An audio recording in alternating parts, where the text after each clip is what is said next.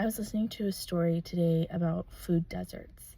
A food desert trifecta is when you have a low income population without reliable transportation and they don't have a grocery store within a walking or manageable distance.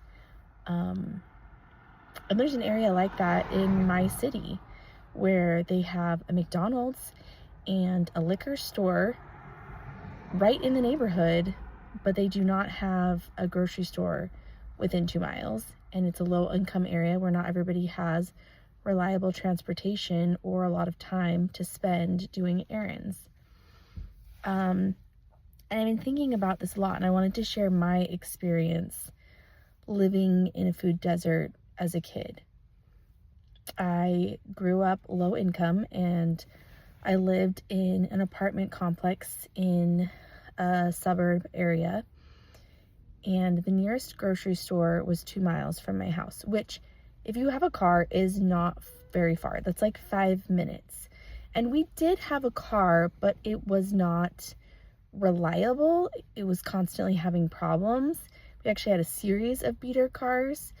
And then even when we had a car and it was working, whatever, we didn't always have gas money for that car.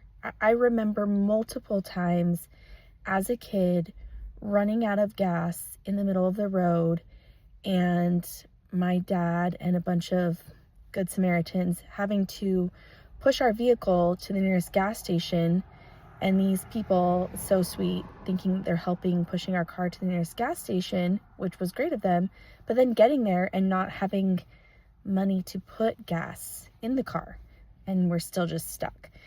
So I remember as a kid, like 7 years old, so my brother would have been 6 and my sister would have been 5, and we didn't have a car for whatever reason. Either it needed to be repaired or we didn't have gas money, and we rode our bikes to the grocery store and back, which again, 2 miles is not a big deal on a bike, and we were very fortunate that we all had bicycles.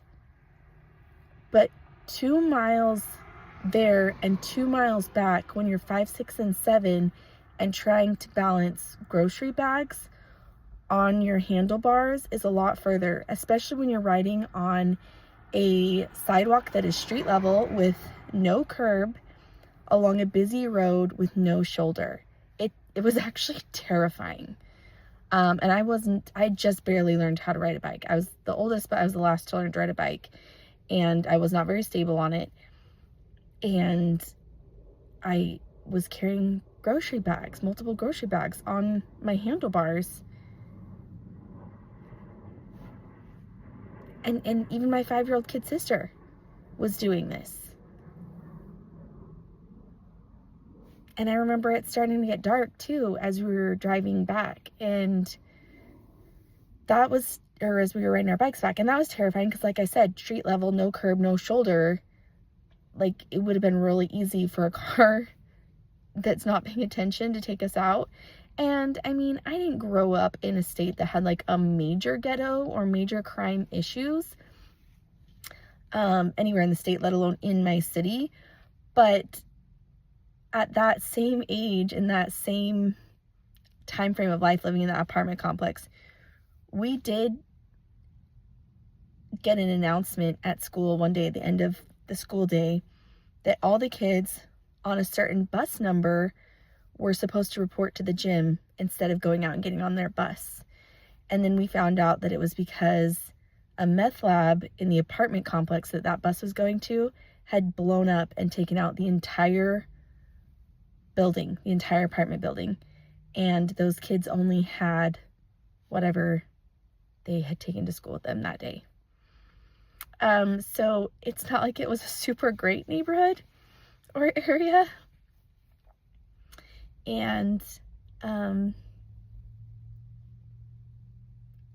think it's really easy when you haven't lived that experience to think that it's not that big of a deal, that 2 miles or 3 or 4 or 5 miles is not very far to go to a grocery store, that it's not that big of a deal, that poor people are just making excuses to not eat healthy. Because there was a Maverick gas station on the corner where you could go get roller food.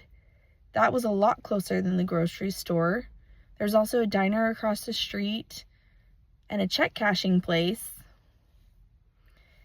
It's just, if you haven't lived it, it's really easy to be judgmental. And I just wanted to share my experience. And, now I live in a really nice neighborhood where everybody in my neighborhood makes over 6 figures, and we have a big, beautiful house and support multiple children. And, life changed for me, and I was very fortunate. But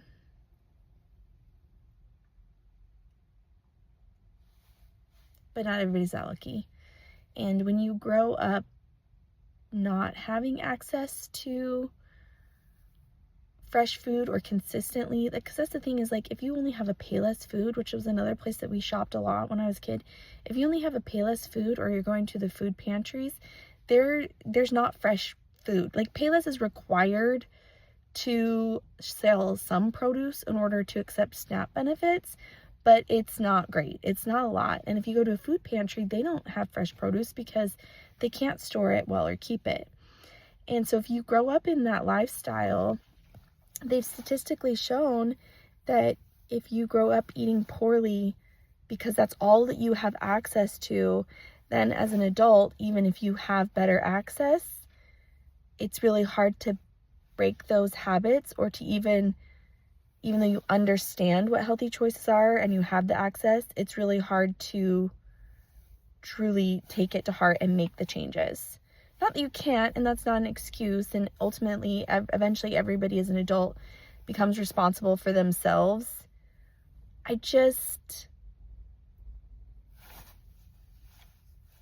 For those of you that know me and think that I look like a normal, average American functioning just fine, maybe sharing my story will help you realize that these people that go through this are people just like me.